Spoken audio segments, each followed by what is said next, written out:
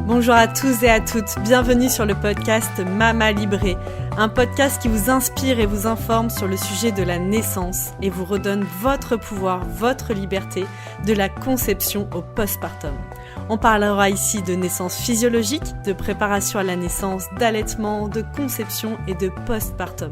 Si vous aimez ce podcast, n'hésitez pas à vous abonner, à partager sur vos réseaux sociaux et bien sûr, le top du top, à mettre 5 étoiles sur votre plateforme d'écoute. Donc bonjour Tiffaine. Bonjour. Donc Tiffaine, je te remercie d'être derrière mon micro aujourd'hui.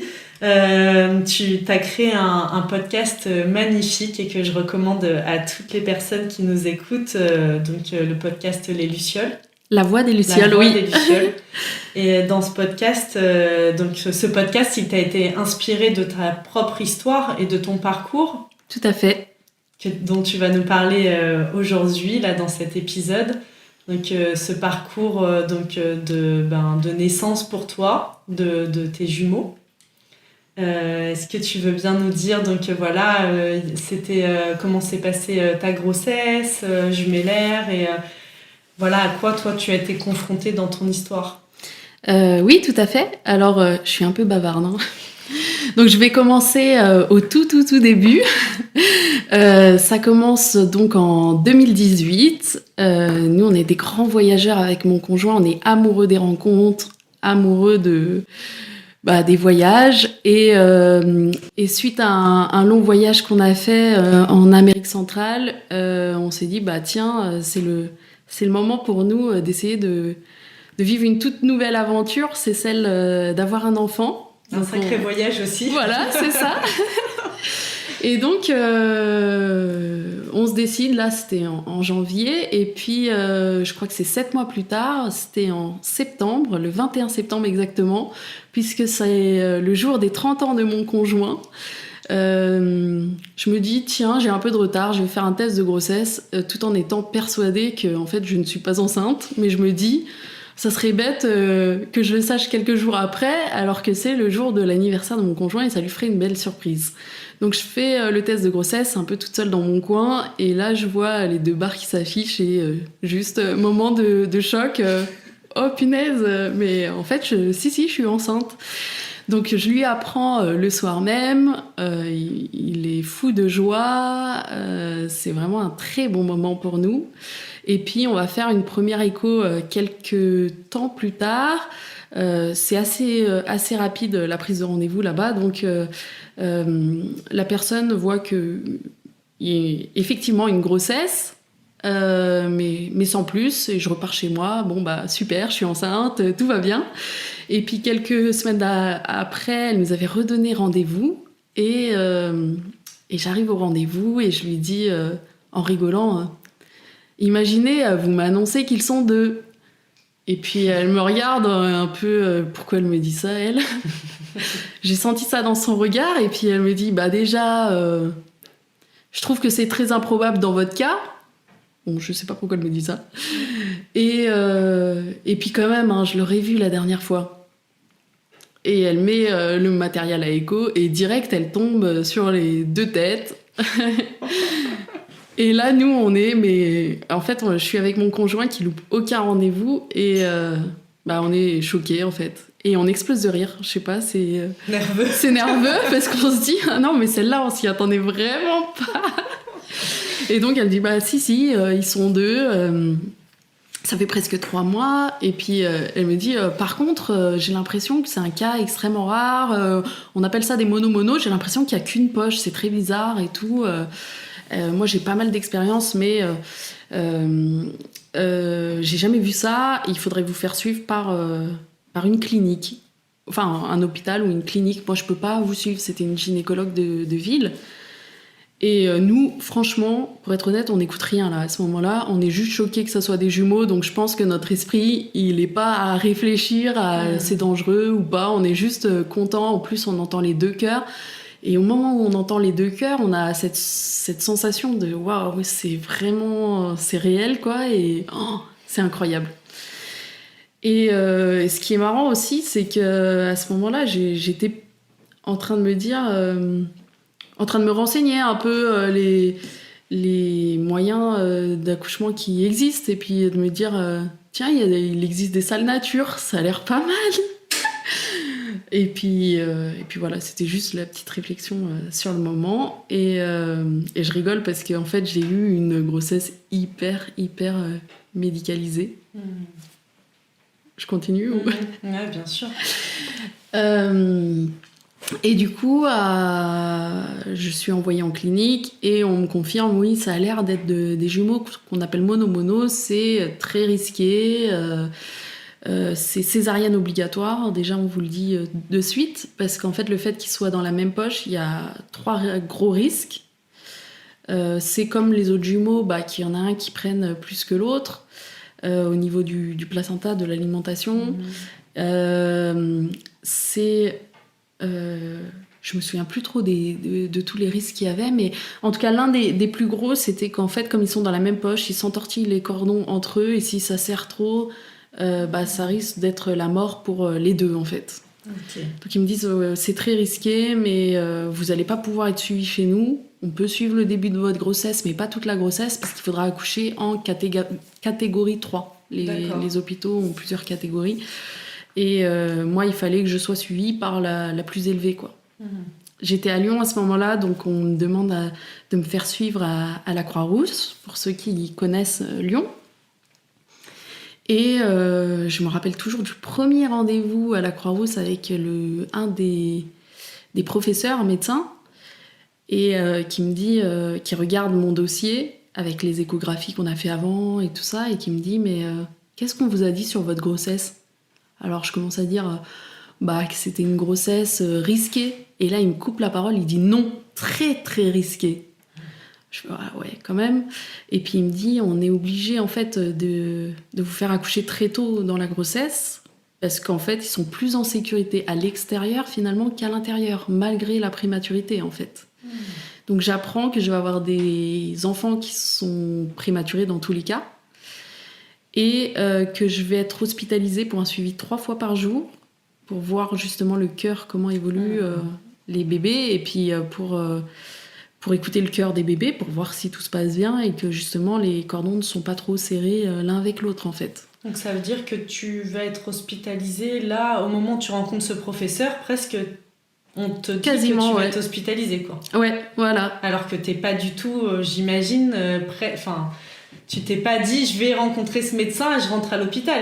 Non. Okay. Je crois qu'on m'avait déjà parlé d'une hospitalisation, mais je pensais plus tard. Et en plus de ça, ça ajoute plein de soucis.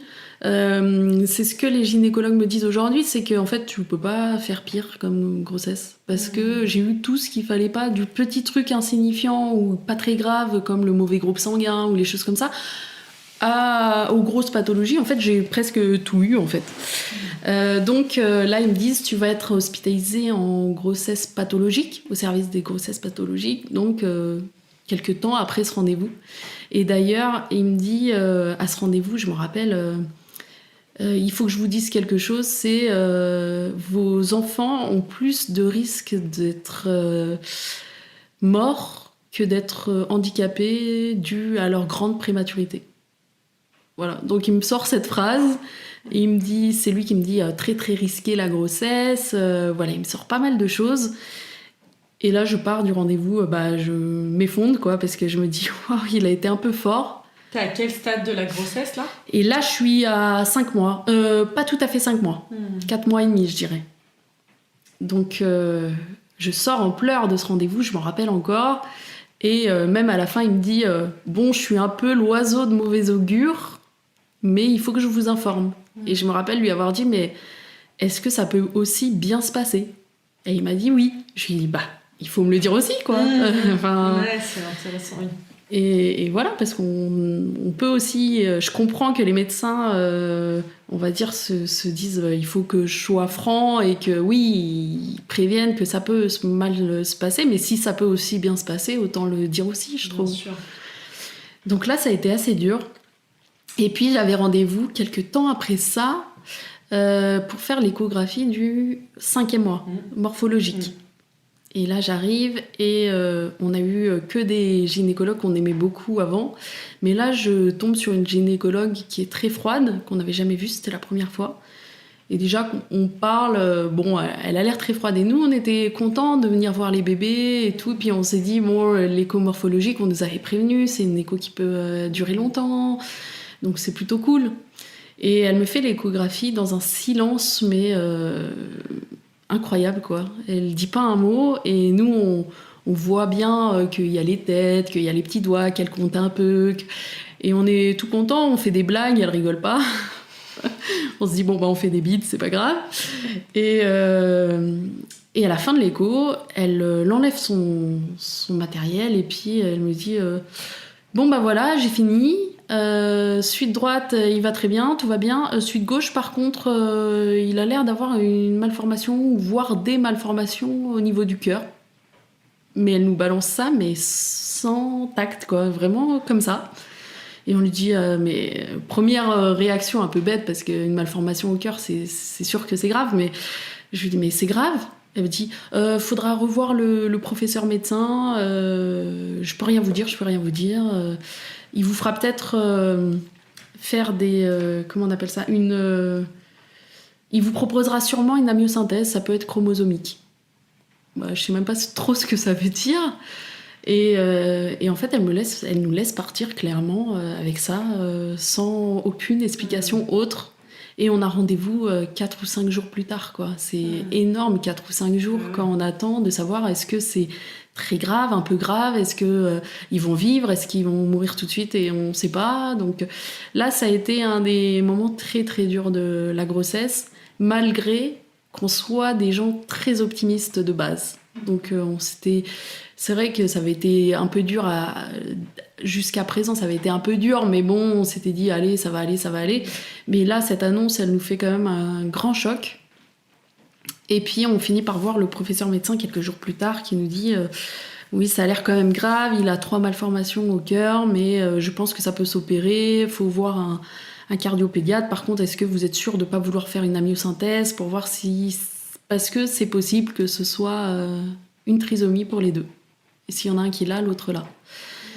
Et là se pose la question, est-ce qu'on fait une amyosynthèse ou pas, sachant que c'est très risqué, et encore plus avec des jumeaux qu'on appelle mono-mono. C'est le surnom qu'on donne à ce genre de jumeaux, qui représentent 10 cas par an en France, d'ailleurs.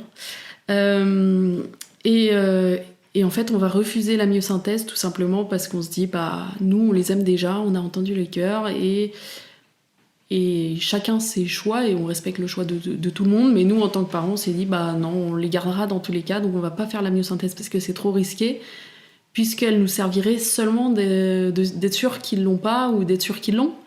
Mais finalement, ça changera pas notre choix qui serait parce qu'ils nous auraient proposé une interruption volontaire de grossesse. Et on aurait refusé, donc ça servait à rien. Donc toute la grossesse, je suis restée avec peut-être que mes enfants vont être trisomiques. Et peut-être que mon enfant qui a la cardiopathie, ça sera compliqué pour lui. Donc là, par contre, ce qu'il a bien fait, c'est qu'il nous a mis en relation avec une psychologue et il a imposé ça, le chef médecin, qui avait été assez froid et assez dur dans ses propos. Il a dit, mais c'est trop pour une première grossesse, donc je vous mets en relation avec une psychologue, et je pense qu'il a bien fait. Et aussi, il a pris son téléphone et il a appelé lui-même un cardiopédiatre pour qu'il le reçoive dans la journée. Il s'est même fâché avec son secrétariat qui voulait pas nous donner un rendez-vous tout de suite, etc. Et du coup, il nous a quand même, malgré qu'il ait manqué de tact jusqu'à présent, jusqu'à ce moment-là, il a été quand même bien dans le sens qu'il a pris les devants pour nous.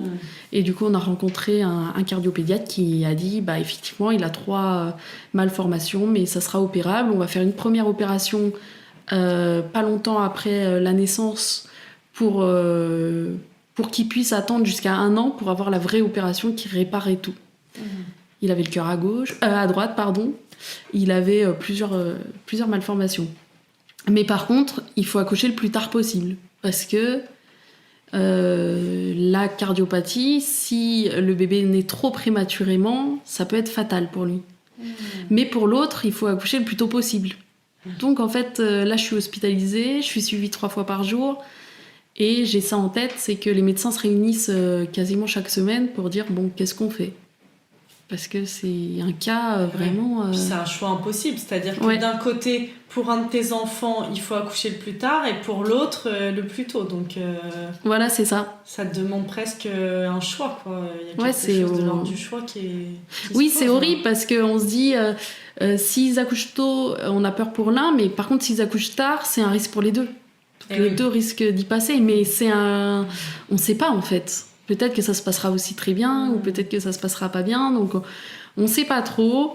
Et donc les médecins en parlent pas mal. Moi, à ce moment-là, donc, je suis hospitalisée en pathologie, qu'on me transfère en plus d'hôpital pour que je sois plus proche de l'hôpital cardio au cas où j'accouche, et continue à avoir plein de soucis de ma grossesse. C'est-à-dire j'ai fissuré très, très tôt la poche des os, j'ai eu... qu'est-ce que j'ai eu ? J'ai plein de petits soucis. Et en fait, mon corps a décidé pour nous, puisque j'ai perdu les os à 32 semaines de grossesse. 32 et quelques jours. Donc on était contents quand même de passer les 32 semaines. Et en même temps, la veille, il y avait un médecin qui m'avait dit « Si naissent maintenant, c'est risqué quand même. » Donc tout ça était délicat. Et puis... je tiens à dire quand même que ces quelques mois, j'ai pas vécu que l'horreur, parce qu'il y avait des sages-femmes incroyables avec moi. J'avais de la visite d'une de mes sœurs, et puis de mes amis, de ma mère, de mes beaux-parents. J'étais soutenue, et je m'amusais à faire les programmes de voyage des médecins qui s'étaient passé le mot, comme quoi j'aimais bien les voyages. Donc ils me disaient où est-ce que je peux partir à telle période avec un enfant, avec ci, avec ça. Ils me donnaient leurs conditions. Je me suis mis à apprendre le dessin à l'hôpital dans ma chambre. J'ai passé un diplôme à l'hôpital dans ma chambre. T'as passé un diplôme de quoi ? De coaching. Parce que je venais de faire une réorientation. J'étais plutôt dans les métiers audiovisuels de base, et je venais d'intégrer une équipe pour faire passer des bilans de compétences aux gens, parce que j'adore les rencontres, j'adore les gens. Et du coup, je voulais passer un diplôme de coaching pour mieux les accompagner. Et j'ai passé la dernière épreuve à l'hôpital. Donc c'était plutôt des moments assez rigolos quand même. Et donc j'ai accouché à 32 semaines, par césarienne d'urgence. Ça aussi, c'était une grande aventure. Et mon premier bébé, qui s'appelle Iliane, est né. Ils me l'ont montré, ils l'ont tout de suite emmené en réanimation, même s'il a bien pleuré, et puis on était assez confiants. J'ai pu lui faire un petit bisou, et 1 minute après, Naël est né, celui atteint de la cardiopathie complexe. Et là, j'ai pleuré, parce que je me dis, s'il pleure, c'est bon signe. C'est ce qu'on m'a dit, il est pas mort, quoi, il est là. Et là, c'était une grande joie, j'ai pleuré de joie, et à la fois une grande tristesse, parce qu'en fait, ils me les ont montrés. J'ai eu le temps, à peine un bisou, et ils les ont amenés. Comme ils étaient petits. Donc mon conjoint, lui, a pu les voir assez vite. Mais moi, j'ai été en salle de réanimation. J'étais pas complètement endormie, mais je devais être suivie. Et je suppliais les soignants, laissez-moi voir les bébés, laissez-moi voir les bébés. Et en fait, je n'ai jamais réussi à aller les voir avant 12 heures après. En fait, j'ai accouché à 23h30 un soir, et je les ai vus à 11h30 le lendemain. Donc ça a été extrêmement difficile, parce que je supplie pour qu'on m'emmène les voir, mais j'avais trop la tête qui tourne. Et il y a une sage-femme qui a pris pitié de moi. Elle m'a dit, si vous arrivez à vous mettre bien sur le siège, vous allez pouvoir les voir, je vous emmène. Mais en fait, impossible, j'avais trop envie de vomir, et c'était limite, je tombais dans les pommes, quoi. Donc j'ai pu les voir, et quand je les ai vus le lendemain, par contre, c'était coup de foudre, mais je ne savais pas que c'était possible d'aimer autant, de ressentir autant d'amour. Je me doutais, mais c'est le ressentir, c'était complètement autre chose, quoi. Et je les trouvais beaux. C'était dans leur couveuse, mais je me dis, mais qu'est-ce qu'ils sont beaux, mais c'est pas possible, c'est les miens. Je me rappelle encore de ce moment-là où j'avais les larmes aux yeux. Et a commencé la grande aventure de la néonatologie. Ils sont passés de réanimation aux soins intensifs et à ce qu'on appelle la néonate, on va dire, un peu plus classique. Et c'était une grande aventure, ça aussi. De tout l'accompagnement, c'est un milieu, en plus, je trouve, dont on ne parle pas beaucoup. Et pareil, avant d'avoir des enfants, enfin tu vois, au pire on s'est dit la maternité, on a une image un peu de ce que ça va être, à quoi on peut s'attendre. On a pu rendre visite à des personnes de notre entourage qui étaient dans une maternité peut-être éventuellement. Mais le service néonat, c'est comme quelque chose, je trouve, de l'extérieur qui est un peu invisible. Ouais, tout à fait. Et comme dit mon conjoint, il le décrivait comme un village qui dort jamais. Mais c'est vraiment ça, en fait. On dirait que c'est un village... on doit passer un sas, se laver les mains, faire limite mettre une blouse par moment. Et puis on arrive... Enfin, tout est très aseptisé. Et à la fois, il y a des visiteurs qui viennent, des clowns, des conteurs. Et puis on découvre que tout le monde peut être touché par la prématurité. Et du coup, on rencontre des gens qu'on n'aurait peut-être jamais rencontrés. Et ce que je dis souvent, c'est qu'ils se battent pour la même cause, quoi. Donc on est là, on se demande toujours des nouvelles de nos enfants respectifs, on échange. Et puis des fois, il y a des moments hyper durs parce que on voit qu'il y a un bébé qui est là, le lendemain il est plus là, donc on se dit mince, qu'est-ce qu'il a eu ? Est-ce qu'il est décédé ? Est-ce qu'il est parti ? Parce que c'est pas anodin finalement la néonate, on voit ça comme c'est pas, enfin aujourd'hui, comme on a fait tellement de progrès avec la médecine, que les enfants même qui naissent très tôt ont de grandes chances de s'en sortir. Mais c'est pas tout rose non plus, quoi. Il faut que les gens se rendent compte que faire de la néonate, c'est pas anodin pour un parent et pour un enfant. Mais il y a des moments de joie intense, de peur intense. En fait, je trouve que toutes nos émotions, elles sont exacerbées dans un service comme ça. Et on se dit, mais en fait, on est dans un autre monde et on vit plus les mêmes problèmes. Ça, c'est nos enfants, la vie de nos enfants est en jeu, quoi. Donc c'est quelque chose de fort. Et du coup, là, vous êtes restés déjà... Est-ce que toi, tu as pu rester dans l'enceinte ? Comment ça s'est passé pour toi après la naissance ? Eux, ils sont accueillis au service néonat. Et pour toi, il se passe quoi alors ? Alors, pour moi, j'étais hospitalisée parce que j'avais fait une césarienne. Donc déjà, j'ai passé une ou... Je me souviens plus si c'est... Comme j'avais un cas particulier, je sais plus si je suis restée peut-être bien une semaine hospitalisée. Donc dans le même hôpital. Et après, c'était un peu la liberté parce que je venais de passer plusieurs mois à l'hôpital, mais je revenais tous les jours voir les bébés. Donc en fait, je dormais quelques nuits. Alors j'ai un problème parce que je me rappelle plus des temps et de si ça a duré longtemps ou pas. Mais je suis ressortie un peu et là, j'ai été réhospitalisée parce que j'ai eu une infection. Donc horrible. Et je crois que j'ai été hospitalisée, je dirais, un bon mois, quoi. Ah oui. Ouais. Parce que j'avais 42 fièvres un jour et que j'ai fait une grosse infection. On ne sait pas si ça venait de la césarienne ou de comment on appelle ça quand on allaite d'une... Ah oui, t'aurais fait une...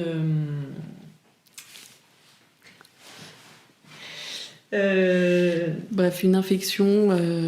Attends, c'est quoi déjà ? J'en ai fait... Un engorgement. Engorgement. Voilà, je cherchais le mot. Mon mari avait emmené ma fille, enfin bref. Ouais. Et c'est la médecin qui a dit, mais votre femme est en train de faire un engorgement. Ah ok. J'avais de la fièvre et tout, 40, enfin ça m'avait couché. Et ben moi c'était ça, et du coup je partais voir les petits. J'étais hospitalisée dans le même hôpital, donc j'avais plus qu'à descendre en même temps. Okay. Et par contre après Naël a été hospitalisé en cardiologie, qui était l'hôpital d'en face. Donc en fait lui il faisait sans cesse des allers-retours entre la néonate parce qu'il avait besoin d'être suivi parce qu'il était trop petit, et l'hôpital cardio où il avait besoin d'être suivi pour son problème de cardiopathie, quoi. Et toi tu l'accompagnais dans Et moi je l'accompagnais pour y aller, et puis après je vais aller le voir tous les jours, mais je devais me partager entre Iliane qui était à un endroit et Naël à un autre. Donc souvent ce qu'on faisait, c'est que mon conjoint allait voir l'un quand moi j'allais voir l'autre, et on échangeait l'après-midi, on mangeait ensemble à la cafette de l'hôpital, et après on échangeait. Par exemple, lui il allait voir Iliane le matin et moi l'après-midi, et puis on échangeait comme ça. Il y avait toujours un peu quelqu'un avec eux, et des fois on essayait d'aller tous les deux quand même, parce qu'on trouvait que c'était sympa qu'ils aient leurs deux parents, mais c'était compliqué parce qu'on devait se départager. Et à un moment, Iliane il est venu dans ma chambre, c'était la surprise. C'est ma petite sœur qui est allée le voir, et ils lui ont dit une place en chambre kangourou. Donc moi ils m'ont mis en chambre kangourou, et j'ai vu mon fils arriver dans ma chambre dans son petit berceau. Donc il était avec moi après, donc toujours aussi suivi, Mais dans ma chambre, il était toujours sous scope et au moins on dormait l'un à côté de l'autre. C'est quoi le scope ? Ah, pardon. Le scope, c'est des petites électrodes qu'ils mettent pour le bébé pour voir sa saturation, son rythme cardiaque et tout ça. Et du coup, toi, tu pouvais le prendre quand même facilement ? Je pouvais le prendre facilement. Il fallait juste pas que j'enlève le scope, ce qu'on appelle le scope. Et quand je lui faisais prendre un bain, je l'enlevais, mais après je le remettais tout de suite, quoi. Donc il avait souvent ces petites électrodes, mais c'était assez facile pour moi de le prendre. Je lui donnais mon lait. Je l'allaitais pas parce qu'il était petit, mais je lui donnais des biberons où je tirais mon lait. Donc T'as réussi à être quand même dans ce rapport, tu vois, avec lui. Ouais, j'ai essayé. Après, c'était pas évident parce qu'il y avait toujours l'autre, donc on se départage en fait. Et là, c'est pas évident. Et puis après, au bout d'1 mois et demi, on est rentré avec Iliane à la maison. Et Naël a dû rester hospitalisé en cardiologie. Okay. Et donc là, ça a été difficile parce qu'on s'occupait d'Iliane qui faisait pas du tout ses nuits, qui pleurait tout le temps. En plus, il avait un reflux très douloureux pour lui, donc il pleurait beaucoup. Et j'ai demandé à ma mère ou une de mes sœurs de venir. Ma mère qui vient de l'étranger en plus, donc elle est venue s'installer chez nous. Ou des fois, c'était une de mes sœurs qui l'a relayée. Et pendant que moi, je pouvais aller voir Naël l'après-midi et rester avec Iliane le matin. Donc c'était toujours un petit peu difficile. Et puis l'hôpital était à 25 minutes de chez nous. Et je ne conduisais pas à l'époque. Je conduisais pas. Et du coup, on y allait tous les deux avec mon conjoint et on laissait Iliane. Donc ça a été très dur pour moi parce que je me suis pas trop occupée d'Iliane parce que j'étais tellement fatiguée par les allers-retours, par tout ce qui s'était passé et puis par le fait que j'allais voir son frère, quoi. Donc l'hôpital cardio a duré. Donc Iliane, il a commencé à être en pleine forme à la maison et de temps en temps on l'amenait voir son frère. On a vu déjà un lien qui se créait avec son frère, c'était assez beau.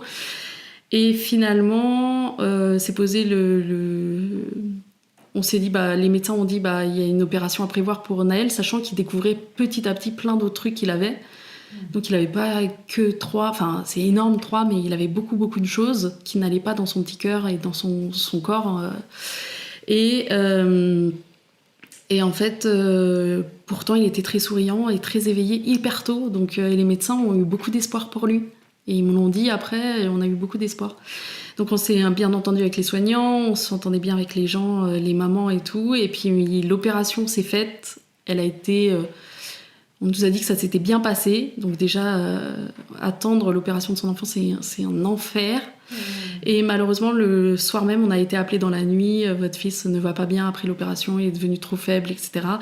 Et ça a été 24 heures d'enfer, comme je souhaite pas mon pire ennemi, tellement c'était dur. C'est un enfer sans nom, c'est-à-dire qu'il faisait des arrêts cardiaques devant nous, les médecins venaient le masser, ils nous demandaient de sortir de la pièce, on sortait, enfin c'est un enfer, même à me rappeler, je parle avec beaucoup de distance parce que je me mets une espèce de masque parce que c'est trop douloureux. À cette souffrance, bien sûr. Mais c'était horrible et il en est mort. Donc il est décédé, je me rappelle qu'il est presque dans le coma, il a ouvert les yeux, il m'a regardé, il m'a serré la main et il est décédé, je savais qu'il est décédé à ce moment-là. Donc ils sont venus nous dire, voilà, le cœur bat encore, mais en fait il n'y a plus rien qui se passe au niveau du cerveau, donc on va devoir arrêter, quoi. Et là donc c'est l'enfer. On se dit mais comment on va... Moi qui suis si optimiste d'habitude, et puis encore une fois, malgré tout ce qui s'est passé, j'ai gardé de l'optimiste presque tout le temps, quoi. Au niveau de ma grossesse, les gens qui m'ont vue ils me disaient mais comment tu fais pour être aussi contente alors que t'es à l'hôpital, t'es enfermée. Mais je me disais je le fais pour la bonne cause et ça va servir, mes enfants ils vont connaître un moment de vie difficile, mais ça va aller en fait, j'étais persuadée. Et quand on m'a dit il est mort, je me dis mais c'est pas possible, je n'y croyais pas. Et donc ça a été l'enfer. Je me suis dit, je vais jamais me relever de ça, quoi. Je vais jamais être heureuse. Et moi qui suis si optimiste, si à aller vers les gens, à aimer Enfin, je suis quelqu'un qui aime la beauté de la vie. Enfin, je me dis, en fait, je peux plus. Et puis j'en ai un autre, donc il faut que je me batte pour lui. Mais en même temps, les gens me disent, c'est des jumeaux, t'en as un, il t'en reste un. Mais c'est horrible parce qu'en fait, l'un nous renvoie à l'autre. En fait, toute notre vie, on va se dire, ils auraient dû être deux. Et puis, il n'y a aucun moment où je le vois pas dans le regard de son frère, parce qu'en plus c'était des jumeaux qu'on appelle mono-mono, c'est plus que des vrais jumeaux, ça veut dire qu'ils se ressemblent comme 2 gouttes d'eau, c'est les mêmes. Moi sur les photos du début, je ne sais pas qui est qui, je ne peux pas vous dire qui est qui. C'est impossible. Et mon conjoint aussi ne sait pas reconnaître sur certaines photos, tellement ils se ressemblent, quoi. Et du coup, là, c'est l'enfer. On fait la cérémonie, on a décidé une incinération. On dépose ses cendres avec mon conjoint dans une randonnée qu'on fait en Haute-Savoie. C'est très douloureux. Mais quelque part, je crois que le cerveau est bien fait et j'ai un moment, je me déconnecte avec tout, quoi. Donc, je ressens plus rien, juste pas la douleur, pas la joie, je ressens plus rien, mais j'essaye de puiser dans toutes mes forces pour m'occuper d'Iliane. Et en plus, Iliane, il a eu une maman qui était hyper absente, quoi. On n'a pas eu ce rapport-là. Bien sûr. D'une mère qui est tout le temps son enfant dans les bras. Moi, je l'ai pas eu tant que ça, en fait. Quand j'étais là, j'essayais, mais voilà. Et à 3 mois, c'est le pire, parce que à 3 mois, en plus de la douleur, s'ajoute l'angoisse. Je ne savais pas qu'après un décès, il était possible de faire des crises d'angoisse. Et en fait, je vis la première crise d'angoisse avec mon fils à la maison. Je suis seule, parce que mon conjoint finit par reprendre le travail, et moi non. Je m'occupe de lui, je décide au début de pas le mettre dans un mode de garde et d'essayer de rattraper presque le temps perdu. Donc je fais plein de choses avec lui, des massages bébés, de ci, de ça. Et puis j'ai l'impression d'aller un peu mieux à 3 mois, et jusqu'à que un jour je suis avec lui et je sais pas, j'ai l'impression que je deviens folle. Je me dis, je sais pas, je pense à plein de trucs, je me dis, imagine, je fais un truc mauvais pour Iliane. J'ai l'impression soit que je deviens folle, soit tout simplement que je vais mourir, quoi. Que je peux pas vivre sans l'autre. Et puis et heureusement, je suis hyper accompagnée à ce moment-là, déjà de mes proches. Alors, pas tout le monde a été là, mais on voit la mort redessine les liens, en fait, avec les gens, parce qu'il y en a qui sont hyper présents, il y en a qui sont pas du tout.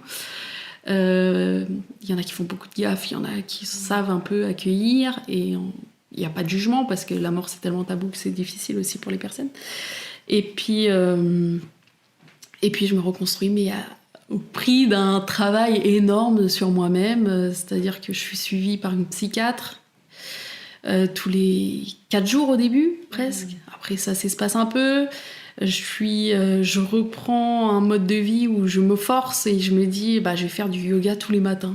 Je me rappelle plus comment c'est venu. J'ai commencé à faire du yoga au début avec... c'est ma voisine et qui est devenue une très très grande amie pour moi, qui s'appelle Léa, et qui m'a dit moi j'ai une copine qui veut devenir prof de yoga, elle nous propose des cours à la maison, et du coup on se retrouve un petit groupe de filles à faire des cours de yoga, donc ça commence à me faire du bien. La psychiatre m'envoie vers un hôpital qui me fait faire de la relaxation. Ça s'appelle Relaxation Bergès, c'est un truc que personne connaît en général, mais qui a un lien, en tout cas c'est une thérapie corporelle, donc qui commence à me faire du bien. Tu reconnectes à ton corps progressivement, en fait. Voilà, c'est ça. Petit à petit à mon corps, je crée un lien avec mon fils, qui lui demande qu'à vivre, et puis petit à petit j'ai l'impression que... je dirais pas qu'on se reconstruit de ça, parce que je pense que c'est impossible, on souffre toujours de l'absence de notre enfant, moi encore... j'en souffre toujours, mais je commence à revoir un peu le beau. Je commence à sourire vraiment, ce que je me croyais pas capable. Je commence à rigoler. Je comptais les jours, je commence à un peu moins les compter, même s'il a toujours une place hyper importante. Et c'est comme si je recréais une relation avec mon fils décédé. Je le rends pas du tout tabou. J'essaye de... Tu l'accueilles complètement dans ta vie, en fait. Ouais. Ce lien d'amour, t'as compris qu'il sera toujours là. Et que même s'il n'est pas physiquement là, et en fait, le lien, il sera jamais coupé. C'est pas possible, en fait. Et exactement, c'est là où je me dis, en fait, l'amour est plus fort que la mort. Et même si le physique part, l'amour, lui, il restera toujours, quoi. Et c'est là où c'est à ça que je m'accroche à ce moment-là. Ouais, bien sûr. Et à un moment, je me dis...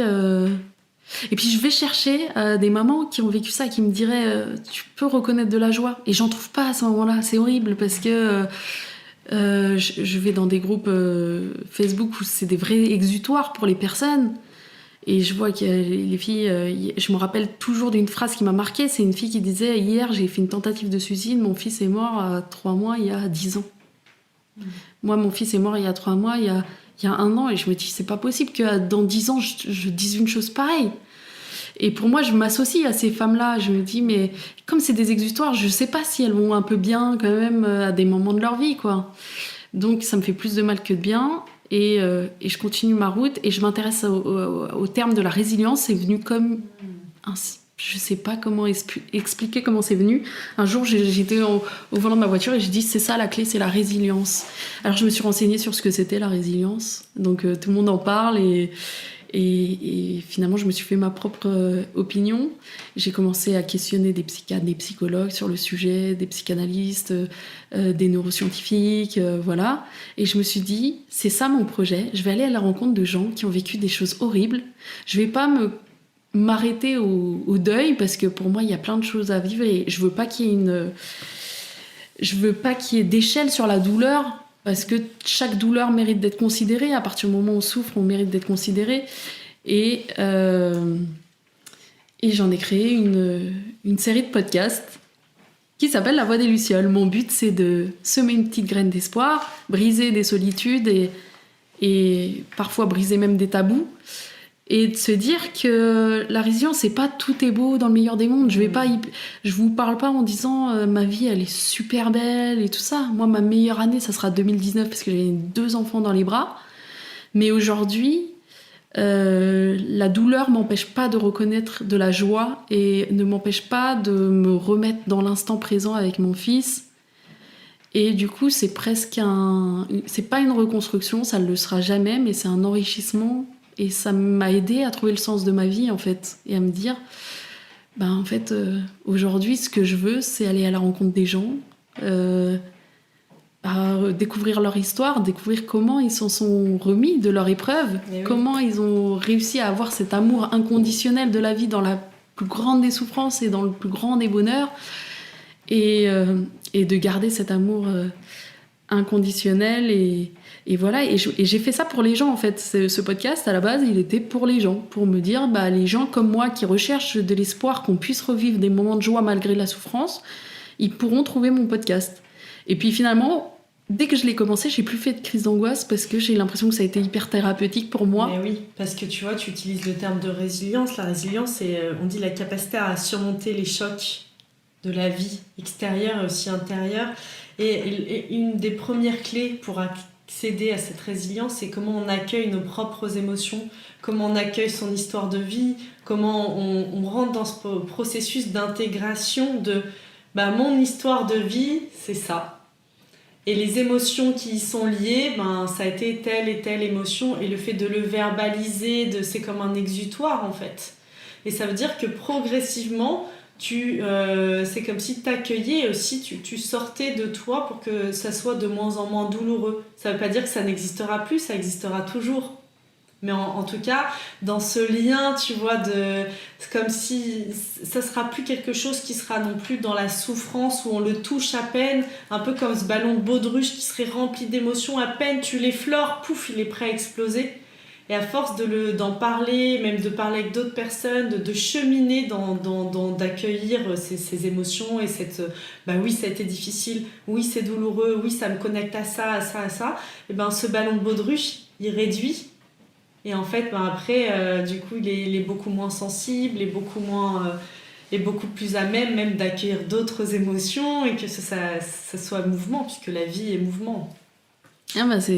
J'aime bien l'idée du ballon. Moi, je pensais souvent à la cicatrice. Une cicatrice qui peut faire très très mal et qui peut être encore douloureuse, mais si on la soigne, elle guérira pas totalement, mais elle sera un peu moins douloureuse et c'est ce que je ressens. Et je pense que la résilience, c'est un travail à faire.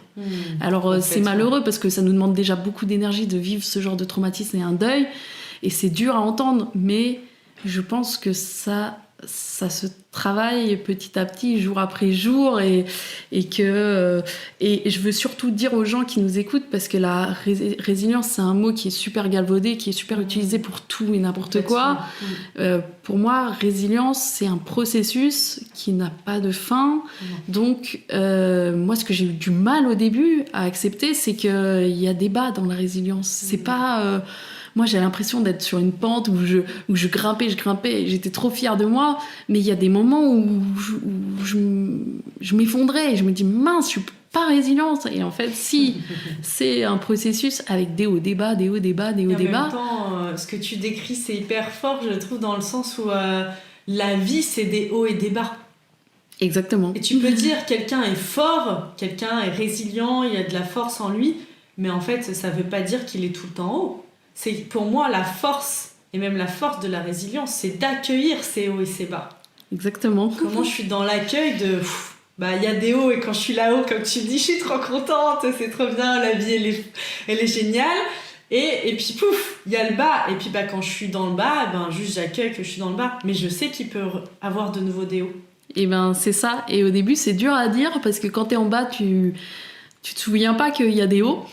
Mais aujourd'hui, je me rends compte dans ma vie actuelle, c'est que les hauts et les bas peuvent arriver dans la même journée, quoi. D'une minute à l'autre, je peux m'effondrer comme être hyper contente. Ça m'est arrivé il y a pas longtemps, une journée où le matin, ça allait pas. J'étais au bout du rouleau et l'après-midi, limite, je pleurais de joie, quoi.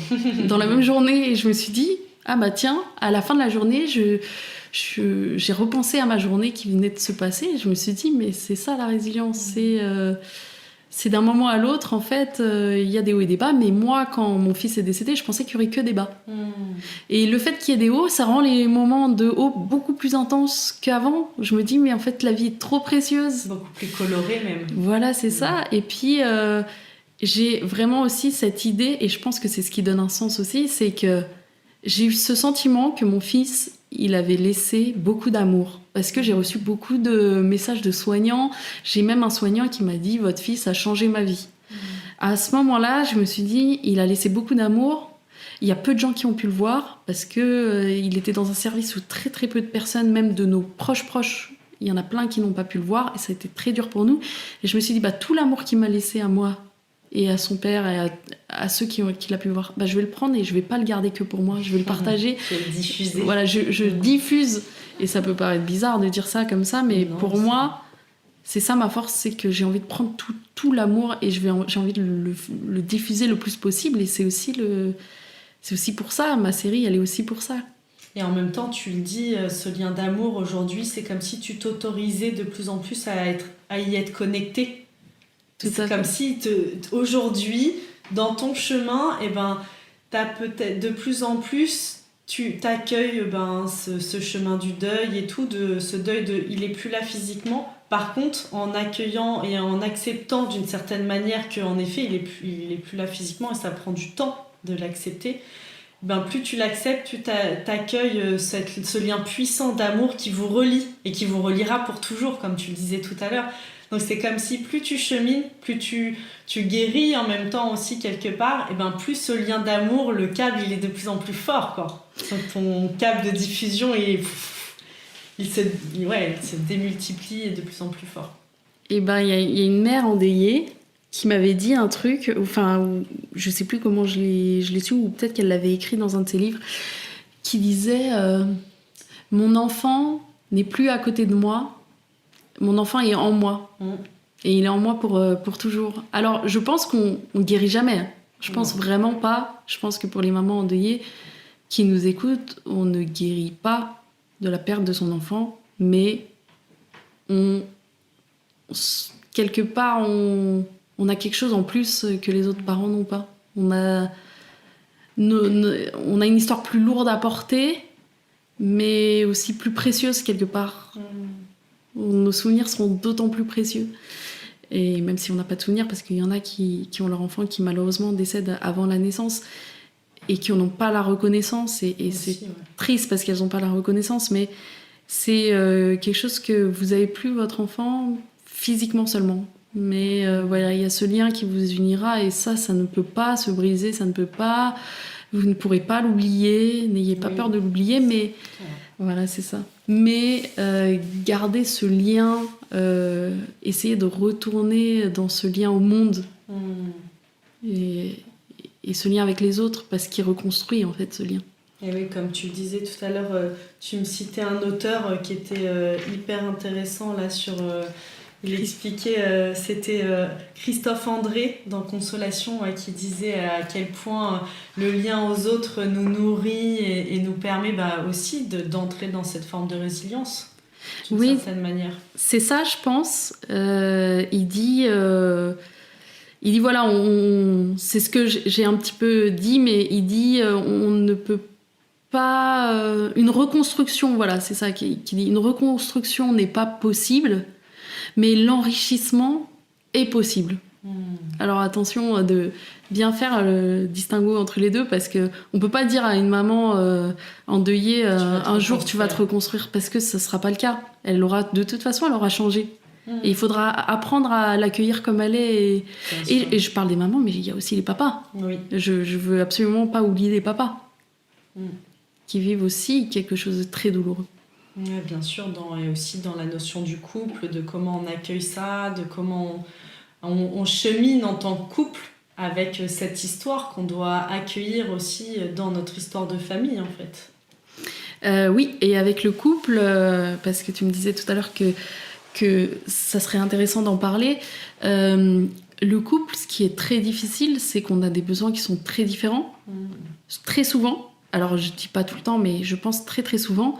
Et je pense que c'est en partie lié au fait que souvent, les hommes, ça a été des garçons à qui on a dit pleure pas, t'es pas une fille, des choses comme ça. Et souvent, c'est les hommes, alors je veux pas faire de généralité, hein, mais c'est souvent ça, qui se disent j'ai envie d'être fort, je vais pas trop montrer mes émotions, tout ça, je vais retourner travailler, Et ils ont des besoins qui sont très différents finalement de leur conjointe ou leur femme, et c'est aussi possible dans les couples où il y a 2 femmes ou 2 hommes qui perdent aussi un enfant, où je me dis on est tellement différents, on a été tellement construits différemment qu'on peut avoir des besoins qui sont opposés. Et moi ça a été très difficile avec mon conjoint, parce qu'on avait des besoins qui étaient pas les mêmes. Je dis un exemple parmi tant d'autres, mais lui, il voulait quitter la région de Lyon quand moi, je voulais rester, par exemple. Lui, il pouvait plus supporter d'être là, quand moi, j'avais pas envie de sortir de mon petit confort. C'était tes repères. Parce que il y avait des repères dedans. Et que je me voyais pas tout reconstruire d'un coup, alors que lui, il avait qu'une envie, c'est de tout reconstruire d'un coup, justement. De partir, de reconstruire une maison et tout ça. Donc, c'était des petites choses, mais finalement, c'est tellement important.